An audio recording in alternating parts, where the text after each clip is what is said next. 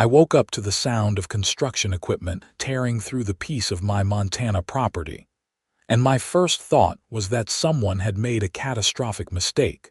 My name is Henry Fitzgerald, and I own 120 acres of pristine meadowland just outside Bozeman, Montana. I had inherited the property from my grandfather 5 years ago, and it had been my sanctuary ever since. Rolling grassland stretched as far as the eye could see, bordered by mountains that looked like something out of a postcard.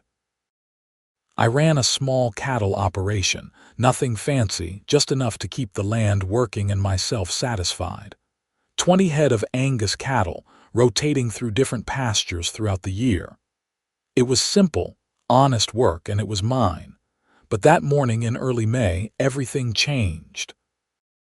I pulled on my boots and headed out to investigate the noise. What I found made my blood run cold. 3 workers in bright yellow vests were unloading lumber from a massive truck, right in the middle of my eastern meadow. Behind them, a small excavator was already digging holes in my land. The grass I had carefully maintained, the wildflowers that were just beginning to bloom, all of it being torn up without so much as a warning. "Hey," I shouted, jogging toward them. "What the hell do you think you're doing?" One of the workers, a middle-aged guy with a hard hat, looked up from his clipboard. "Morning. We're with Mountain View Construction, here to build the new community playground." "On my property," I said, my voice rising. "This is private land. You need to stop right now." The foreman frowned and flipped through his papers. "Says here we're on HOA Common Land, Plot 73B. We got all the permits." "There is no HOA here," I said firmly. "This is my land, I own it. Check your maps again." That is when I learned about the nightmare that would consume my life for the next several months. Apparently, 2 years ago, a developer had purchased several parcels of land surrounding my property and created a new subdivision called Mountain Ridge Estates. The subdivision had its own HOA, and somehow, through either incompetence or fraud, they had registered my eastern meadow as part of their common area. I had never received any notices, never signed anything, never even heard of Mountain Ridge Estates until that very moment. The construction foreman was apologetic, but said he could not stop without orders from his boss, who took orders from the HOA board. He gave me a phone number and suggested I sort it out with them directly. I called immediately, standing right there in my meadow as workers continued unloading materials around me. A woman answered on the 3rd ring. "Mountain Ridge Estates, HOA. This is Barbara speaking."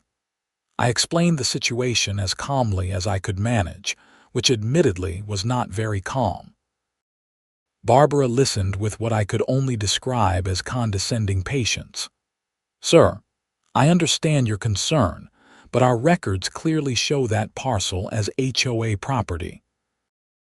If you believe there is an error, you will need to submit a formal dispute in writing, along with your property deed and survey documents. The board meets once a month, and they will review your claim at the next available meeting." "The next available meeting?" "Your people are destroying my land right now today. Stop the construction." "I cannot do that without board approval, sir. The playground project has been approved and budgeted. I suggest you get your documents together and attend our next meeting on the 1st Tuesday of June." "June? That is 4 weeks away." "Yes, sir. 1st Tuesday of every month, 7 p.m. at the community center. Have a nice day." She hung up. I stood there, phone in hand, watching strangers tear up my meadow. I called the sheriff's office next. Deputy Martinez arrived within an hour, listened to both sides, examined my property deed, and looked at the HOA's documentation. The problem was immediately clear to him but legally murky. "Mr. Fitzgerald, you clearly own this land. Your deed is ironclad, been in your family since the 1960s. but the HOA has filed paperwork with the county claiming it as common area. Someone screwed up badly, either at the county office or the HOA just filed fraudulent documents. Either way, this is a civil matter. I cannot arrest anyone or force them to stop without a court order. So what am I supposed to do? Just let them build on my land? Martinez looked uncomfortable. I would recommend getting a lawyer and filing for an emergency injunction. That is really your only option here. I will file a report documenting the discrepancy, and that might help your case. I spent the rest of that day on the phone with lawyers. Most wanted retainers I could not afford, or could not see me for weeks. Finally, I found a young attorney named Rebecca Walsh who agreed to take the case and promised to file for an emergency injunction by the end of the week. It was the best I could do. By the time the sun set that evening, the construction crew had dug 20 holes in my meadow and left their equipment parked on my grass. I did not sleep that night. The next morning, I drove to the county records office in Bozeman. A helpful clerk named Susan pulled up all the relevant documents on her computer. What we discovered was stunning in its negligence. The HOA had filed a plat map 2 years earlier, and someone at the county office had approved it without checking it against existing property deeds. My parcel was clearly labeled on the plat as HOA common area, despite the fact that I had never sold it, never been contacted, and still paid property taxes on it. This is a major error, Susan said, shaking her head. I do not know how this got through. It should have been caught immediately. Can you fix it? I can flag it as disputed and start the correction process, but that does not give you any immediate relief. You will still need a court order to stop any construction. I drove home feeling defeated. The construction crew was back at it, this time setting posts in concrete. They had started framing what looked like the outline of a large playground structure with swings, slides, and climbing equipment. It would have been nice, I suppose, if it were not being built on land that did not belong to them. Over the next week, I tried everything. I put up no trespassing signs, which the construction crew ignored. I called the HOA office daily, always getting the same Barbara, who always gave me the same scripted responses. I contacted the development company that had hired the construction firm, but they refused to get involved, saying it was between me and the HOA. My lawyer filed for the emergency injunction, but the court date was set for 3 weeks out. Apparently, my emergency was not legally urgent enough. The playground took shape quickly. Professional construction crews worked fast. Within 10 days, the basic structure was complete.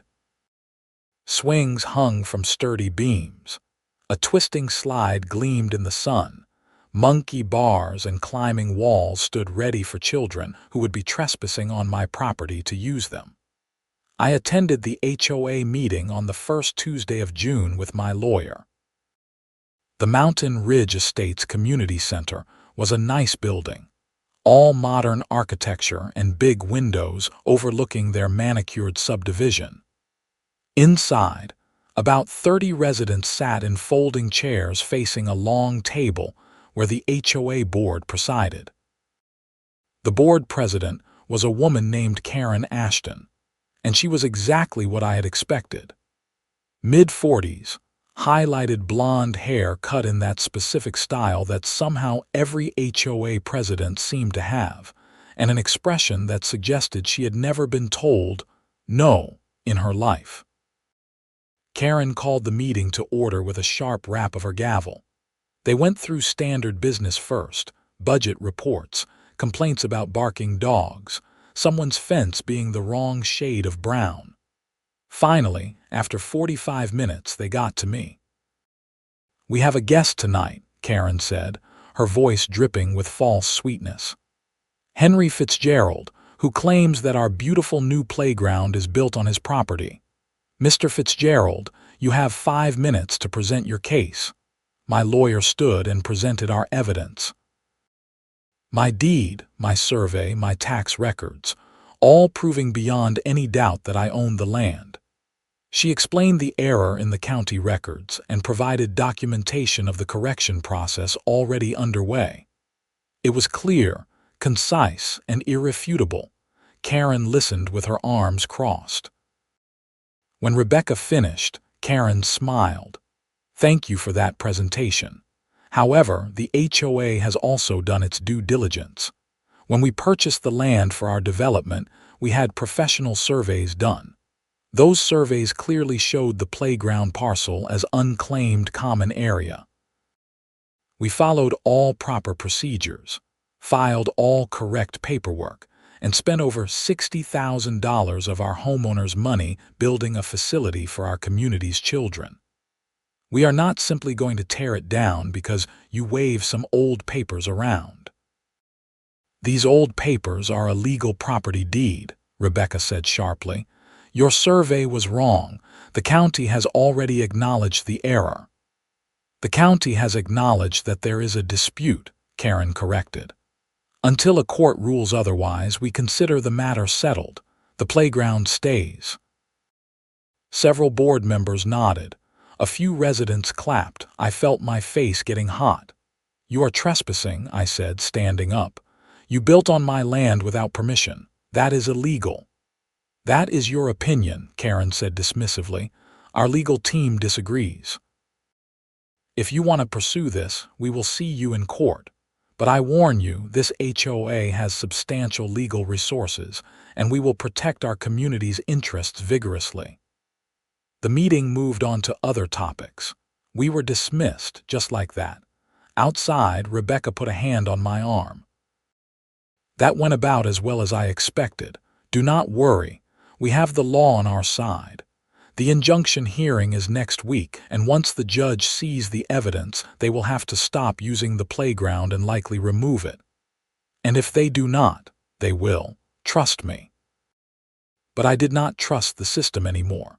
I had watched it fail me at every turn so far. The injunction hearing was held in the Gallatin County Courthouse on a Wednesday morning. The judge was a stern woman named Patricia Hendricks, who looked thoroughly annoyed to be dealing with what she clearly saw as a petty land dispute. Both sides presented their cases. Rebecca was brilliant, laying out the facts methodically. The HOA's lawyer, a slick guy named Douglas Pemberton, tried to argue that I had abandoned the property by not developing it, that the county's approval of the HOA plat gave them legitimate claim, and that the community's interest outweighed my individual property rights.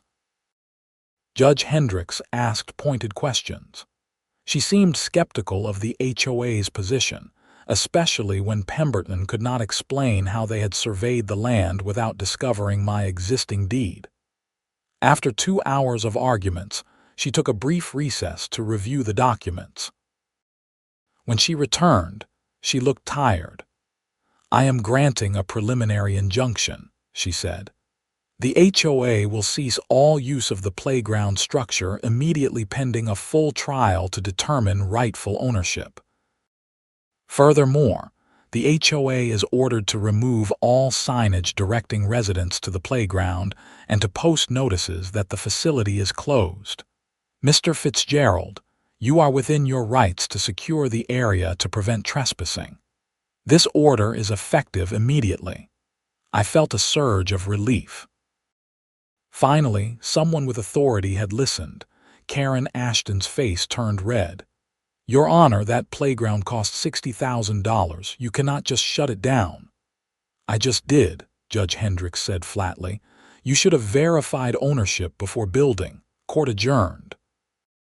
I went home that afternoon feeling like I had won something. Rebecca warned me that the full trial would take months to schedule, but at least the playground would not be used in the meantime. I put up a proper fence around the playground area that weekend.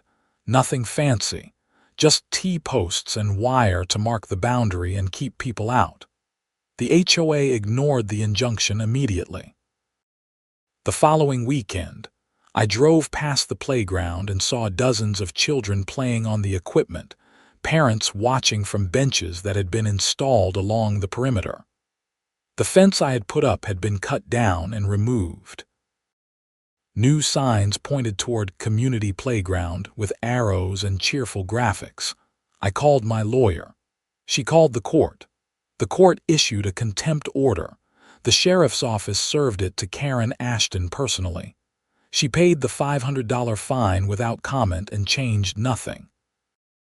"They are betting you cannot afford to keep fighting," Rebecca told me over the phone. "Every contempt charge, every legal motion, it all costs money. They have an HOA budget funded by hundreds of homeowners. They can outlast you financially." She was right. I had already spent $8,000 on legal fees. I had maybe another $5,000 I could spare before I would have to start selling cattle or taking out loans. The full trial was scheduled for October, 4 months away. I could not afford 4 more months of legal battles. That is when I decided to stop playing their game and start playing mine. I owned cattle. 20 head of black Angus cattle, to be specific. Beautiful animals, well-behaved, grass-fed, and producing excellent beef. They were currently grazing in my western pasture, but there was no reason they could not graze in my eastern pasture. The eastern pasture that just happened to have a playground built on it. The idea came to me on a Sunday morning while I was feeding the herd. Cattle are natural lawnmowers. They eat grass, they fertilize as they go, and they are completely indifferent to human construction. If the HOA wanted to pretend my meadow was their playground, then I would use my meadow exactly as I had always intended to use it. I spent that afternoon reinforcing the fence around the entire eastern pasture, making sure it was secure and cattle-proof. I left the playground structure itself unfenced inside the pasture. Then I opened the gate and let my cattle through. 20 head of cattle discovered the playground with what I can only describe as bovine curiosity. They sniffed at the swings, rubbed against the support posts, and immediately began grazing on the grass around the structure. Within an hour, the pristine playground area looked like what it actually was, a pasture with some weird metal structures in it. I set up a folding chair at the fence line and waited. The first HOA resident arrived around 3 p.m., a minivan full of kids. The mom, wearing expensive yoga pants and designer sunglasses, pulled up to the playground entrance and stopped abruptly. I could see her confused expression from 100 yards away. She got out of the van, looked at the cattle grazing peacefully around the swings, looked at me sitting in my chair, and then pulled out her phone. The phone call lasted about 3 minutes. Then she loaded her kids back in the van and drove away. More families arrived over the next hour. Same reaction every time. Confusion, phone calls, and departure. Some parents yelled at me from the road. I waved politely. A few took pictures. I smiled for those. Karen Ashton arrived at 5 p.m. in a white Lexus SUV. She got out of her car like she was entering a battlefield, marching toward the fence with her phone already at her ear. "Mr. Fitzgerald," she shouted, "what do you think you are doing? Grazing my cattle on my land," I called back. "Same thing my family has done for 3 generations. This is a community playground. No, madam, this is my pasture. The court already ruled on that. You are doing this deliberately to sabotage our facility. I am using my property as I see fit. If someone else built something on my property without permission, that is not really my problem." Karen's face was turning that particular shade of red that suggested an impending meltdown. "This is harassment. This is vandalism. I am calling the sheriff." "Please do," I said pleasantly. "Deputy Martinez already knows the situation." She did call the sheriff. Deputy Martinez arrived 30 minutes later, clearly suppressing a grin when he saw the setup. He talked to Karen for a while, then came over to me. "Creative solution," he said quietly. "Is it legal?" I asked. "You are using your own property for agricultural purposes, consistent with its zoning and historical use. I do not see any laws being broken. The cattle do not appear to be damaging the structure, just grazing around it." That is what I thought. Martinez went back to Karen and explained the situation. I could not hear exactly what he said, but her body language suggested she was not happy with his answer. She made several more phone calls, gesturing wildly at my cattle, before finally getting back in her Lexus and speeding away. The cattle did not care about any of it. They just kept eating grass. Word spread fast. By Monday morning, the local newspaper had gotten wind of the story. A reporter named Jennifer Hale called me and asked for an interview. I agreed, figuring public opinion might help my cause. She came out that afternoon with a photographer. We walked the fence line while I explained the entire situation, from the illegal construction to the ignored injunction to my decision to use my land for its intended purpose. "So you are not trying to destroy the playground?" Jennifer asked, taking notes. "Not at all. I am just grazing my cattle. If the playground was not there, I would still be grazing my cattle. It is what I do with this land. It is what it is zoned for. The HOA chose to build their structure in the middle of an active cattle pasture." "But you knew putting cattle there would make the playground unusable." "I knew putting cattle there would make it clear whose land it is," I corrected. "Look, I tried legal channels. I went to the HOA, the county, the courts. The judge issued an injunction and the HOA ignored it. They are currently in contempt of court, so I decided to use my property rights in a way they could not ignore." The article ran on Wednesday with the headline "Land Dispute Turns Playground into Pasture." It was fair and balanced, presenting both sides. The online version got hundreds of comments, most supporting me, some calling me petty, and a few suggesting solutions neither side had considered. The HOA responded by installing a second fence, this one inside my pasture fence, surrounding the playground equipment to keep the cattle out. They did this without my permission, which meant they trespassed on my property to do it. I called my lawyer. She filed another motion. I responded by moving my mineral block and water trough right next to their fence. Cattle like to congregate around food and water. Soon, 20 head of cattle were spending most of their time pressed against the HOA's fence, reaching their heads through whenever possible to get at the grass inside. The smell became an issue quickly. 20 cattle produce a lot of manure. The playground area, which had been pristine and green, became a muddy, manure-covered mess. Parents who tried to use the playground despite the cattle found their children coming home smelling like a barn. Complaints flooded the HOA office. Karen called me directly, her voice shaking with rage. "You are deliberately creating a nuisance. I am raising cattle. You moved your water and feed right next to our playground." "I moved my water and feed to a convenient location on my property. Again, if you had not built on my land, this would not be an issue." "We are going to sue you for damages. You are already being sued. I am countersuing for trespassing and illegal construction. Add whatever you want to the pile." She hung up. The HOA held an emergency board meeting. I was not invited, but several residents who were sympathetic to my situation attended and reported back. The meeting was apparently chaotic. Some homeowners were angry at Karen and the board for creating this mess. Others were angry at me for ruining their playground. The legal bills were mounting.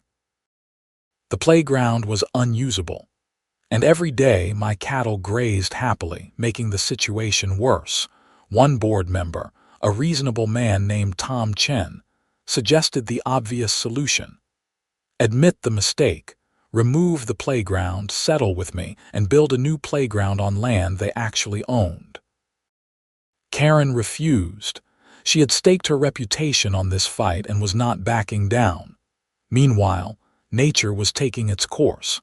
My cattle kept grazing, kept fertilizing, and kept making it clear that the playground was in a working pasture. The grass grew tall wherever the cattle had not eaten it. Weeds started appearing. The mulch that the HOA had put down around the equipment was trampled into mud mixed with manure. The bright paint on the playground equipment was getting splattered with dirt and worse. Some of the HOA residents started a petition to remove Karen from the board. It got over 100 signatures. Others doubled down, putting signs in their yards supporting the board's decision. The subdivision turned into a civil war of sorts, neighbor against neighbor, all because of a playground in my pasture.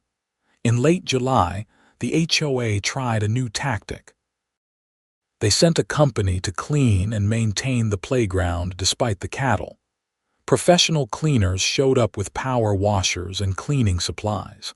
My cattle found this development fascinating and gathered to watch. One particularly curious heifer licked a cleaner's arm, which made him jump and spray water everywhere. Another bull decided the power washer sounded threatening and charged the fence. The cleaners left within an hour, having accomplished nothing. The HOA then hired someone to shovel manure daily. That lasted 3 days before the worker quit, saying it was pointless since the cattle just produced more. August brought a heat wave. The smell intensified. The flies were spectacular. The playground was officially closed by the HOA, not because of the injunction but because it was genuinely unusable. Parents were not willing to let their children play in what had effectively become a cattle feedlot. My lawyer called with good news in mid-August. The HOA's lawyer reached out. They want to settle. What are the terms? They admit fault, remove the playground at their expense, pay your legal fees, and pay an additional $10,000 for damages and lost use of your property. I thought about it. What about the contempt charges? Those stay. The judge already ruled they violated the injunction. The fines have been paid. And they admit in writing that it is my land. Yes, complete quitclaim, no future challenges to your ownership. I will take it. The settlement was finalized in September. The HOA board voted 4-1 to approve it, with Karen casting the only dissenting vote. The playground equipment was disassembled and removed over a weekend. Professional restoration crews came in to repair the damage to my meadow, though I told them not to bother with the manure. That was just fertilizer as far as I was concerned. The cattle were moved back to the western pasture. The eastern meadow was mine again, completely and legally with no question. But the story did not end there. In early October, 2 things happened. First, the Gallatin County Prosecutor's Office opened an investigation into how the HOA's fraudulent plat map had been approved by the county. Someone had either been grossly negligent or had been paid to look the other way. Second, several homeowners in Mountain Ridge Estates filed a lawsuit against Karen Ashton and the HOA board for mismanagement and breach of fiduciary duty. I was contacted by the prosecutor's office and gave a full statement. They were particularly interested in the timeline of events and the documents showing that the county had approved the HOA plat without checking existing deeds. My testimony was apparently part of a larger investigation into corruption in the county planning department. In November, a county planning official named Gerald Marks was arrested and charged with accepting bribes from developers to expedite approvals without proper review. The charges included multiple counts related to various developments, including Mountain Ridge Estates. Apparently, The HOA's developer had paid Gerald $5,000 to push through their plat map without the normal verification process. Karen Ashton was not directly charged with any crimes, but the civil lawsuit against her and the board was moving forward. The homeowners were seeking to recover all the money wasted on the playground project, the legal fees, the settlement payment to me, and the restoration costs. They were also seeking to remove the entire board and install new leadership. I followed the news with interest, but tried to stay out of it. My cattle were happy, my meadow was recovering, and my property rights were secure. That was enough for me. In December, I received an unexpected visitor. Tom Chen, the reasonable board member who had suggested settling early, came to my property. He was no longer on the board, having resigned in protest of Karen's handling of the situation. "I wanted to apologize," he said, standing at my front door with his hands in his pockets. "I should have fought harder to stop that playground from being built. I reviewed the survey before the project started and I should have caught the discrepancy. I did not do my due diligence and you suffered because of it. I appreciated the apology. You were not the one pushing this fight, Karen was. True, but I was complicit by not stopping it. For what it is worth, she is being removed from the board. The membership voted her out last week." "Good. There is something else," Tom said hesitantly. "The new board wants to make this right beyond the settlement. We are planning a community apology and we would like to invite you. No pressure, but I think it would help heal the division in our community if people could hear your side directly." I thought about it. Part of me wanted nothing to do with Mountain Ridge Estates ever again. But another part recognized that most of the residents had been innocent victims of their board's incompetence. They had paid the dues that funded the playground. They had been the ones fighting with neighbors over something they did not fully understand. "I will think about it," I told Tom. I did attend the community meeting in January. The new HOA board president, a younger woman named Rachel Morrison, gave a formal apology on behalf of the association. She outlined all the mistakes that had been made, the policies they were implementing to prevent similar issues, and their commitment to being better neighbors. Then she invited me to speak. I kept it simple. I explained that I did not blame the residents for what happened. I understood their disappointment about losing the playground, but I hoped they understood that I had been protecting my family's land, my livelihood, and my rights. I was not the villain in this story. I was just a cattle rancher who wanted to be left alone to work my land in peace. The response was mixed but mostly positive. Several residents apologized personally. A few still glared at me like I had ruined their lives. But overall, it felt like closure. Karen Ashton never apologized. She moved out of Mountain Ridge Estates in February, selling her house and leaving Montana entirely. I heard through the grapevine that she had gotten a job with another HOA in Arizona. I felt sorry for those homeowners. The county corruption case went to trial in March. Gerald Marks was convicted on multiple counts of bribery and fraud. He was sentenced to 3 years in federal prison and ordered to pay restitution.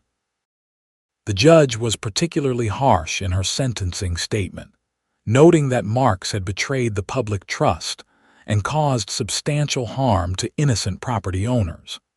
The civil lawsuit against the former HOA board settled out of court. Karen and the other board members paid a substantial portion of the damages personally, with their HOA board liability insurance covering the rest. The new board used the recovered funds to build a proper playground on land they actually owned, with extensive verification of the property boundaries beforehand. By spring, life had returned to normal for me. My eastern meadow was lush and green, the grass growing thick from all the natural fertilization the cattle had provided. The wildflowers were blooming again, painting the landscape in purples and yellows. My cattle rotated through the pastures as they always had, oblivious to the drama they had been part of. I did make one change to my property.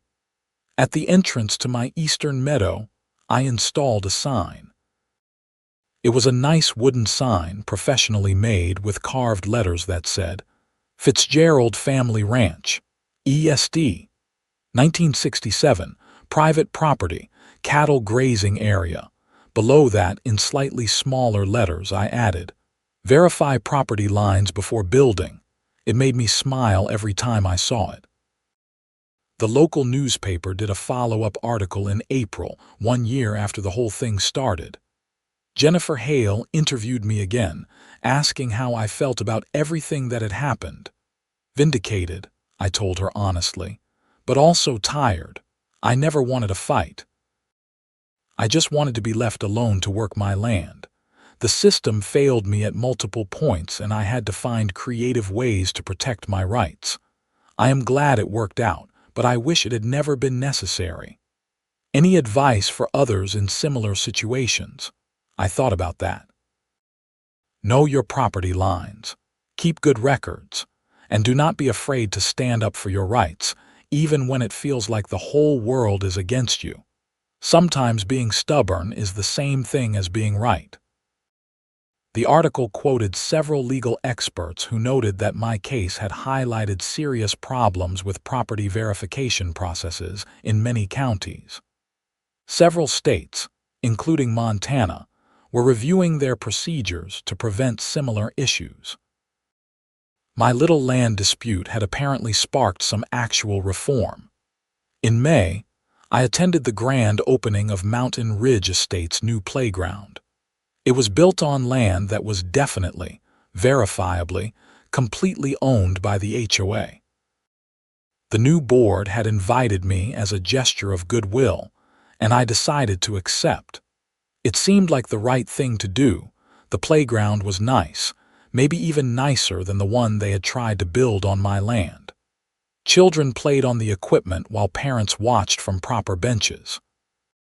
Rachel Morrison gave a short speech thanking everyone who had helped make it happen, and she specifically acknowledged the hard lessons the community had learned about property rights and due diligence. We made mistakes, she said to the gathered crowd. Serious mistakes that cost our community money, time, and harmony. But we learned from them. We are better neighbors now because of it, and we owe Mr. Fitzgerald an enormous debt of gratitude for his patience and ultimately for his willingness to forgive us. People clapped. I nodded acknowledgement but did not make a speech. I had said everything I needed to say. Tom Chen came over afterward with his kids who were playing on the new swings. Thank you for coming, he said, shaking my hand. It means a lot. Nice playground, I said sincerely. I hope the kids enjoy it. They will. And it is definitely on our land this time. We had 3 independent surveys done, I laughed. Probably a good policy going forward. Life moved on. Summer came, and with it the steady routine of ranch work. Hay to cut, cattle to move, fences to mend. My property remained mine, undisputed and peaceful. The eastern meadow showed no signs of ever having hosted a playground. Nature had reclaimed it completely, just grass and wildflowers and the occasional cow wandering through. I did keep one memento from the whole ordeal. When the HOA had removed the playground equipment, one of the workers had asked if I wanted anything from it. I told him to surprise me. A week later, he dropped off one of the swings, just the seat and chains. I hung it from a sturdy branch of an old cottonwood tree near my house. It was a nice swing, well made, and it seemed a shame to waste it. Sometimes, sitting on that swing in the evening, looking out over my meadows with my cattle grazing peacefully in the distance, I thought about everything that had happened. The anger, the frustration, the absurdity of fighting over something that should have been so simple. But I also thought about the victory, small as it might seem in the grand scheme of things. I had stood up for my rights. I had protected my land. I had won. In October, I got a letter from the county. They had finished their review and correction of property records. My eastern meadow was now correctly registered in all databases as my property, with multiple verification flags to prevent future errors. They apologized for the mistake and thanked me for my patience in helping them identify and fix the problem. I filed the letter away with all the other documents from that year. Legal papers, court orders, settlement agreements, all the paperwork that proved I owned what I had always owned. The cattle, of course, could not read any of those documents. They did not care about property lines or HOA disputes or legal battles. They just cared about grass, and I made sure they always had plenty of it. As autumn painted the mountains in gold and red, I took stock of my life. The ranch was doing well. The cattle were healthy. My land was secure. I had even made some unexpected friends in Mountain Ridge estates, people who had reached out after everything settled to apologize and build bridges. Was I bitter about the whole experience? Sometimes. Was I glad it was over?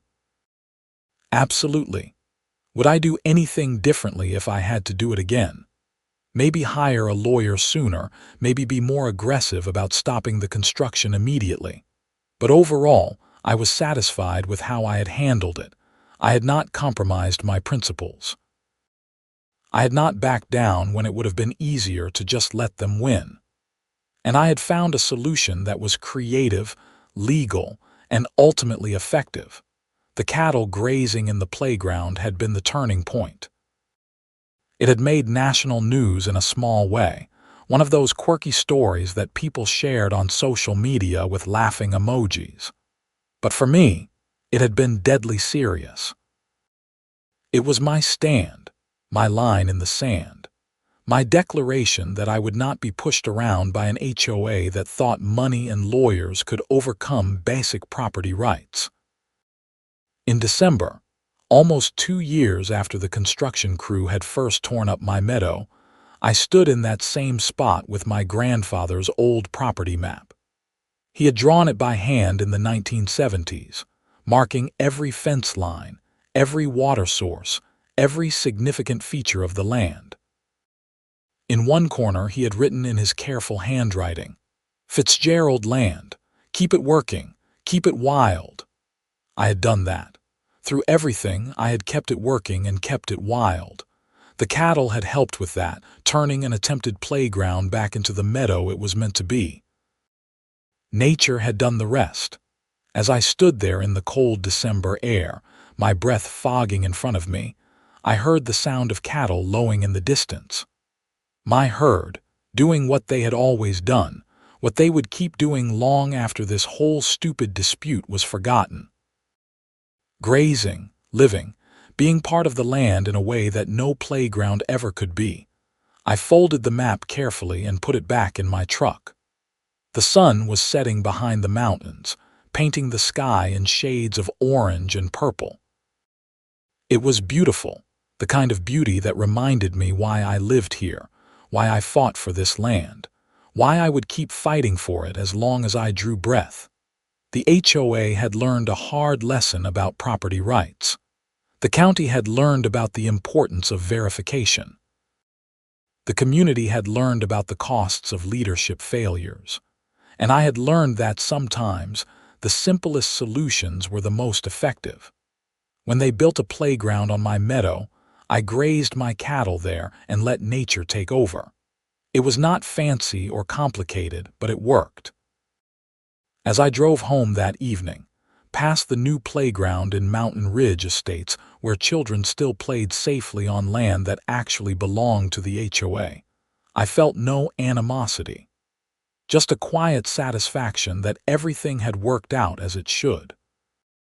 Justice had been served, not quickly or easily, but thoroughly.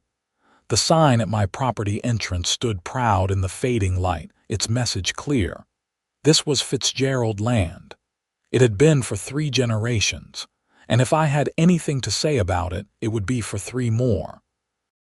My cattle had helped me prove that point, one day of grazing at a time, and for that, I would always be grateful to them. After all, they had done what cattle do best: eat grass, ignore human drama, and remind everyone that some things are more fundamental than property disputes or HOA politics. The land endures. The cattle graze, and I was just lucky enough to be the steward of both, protecting them from those who would pave over the meadow and call it progress. That was my story. The story of how an HOA built a playground on my meadow, and how I grazed my cattle there and let nature take over. It was not the story I wanted to live through, but it was the story I got.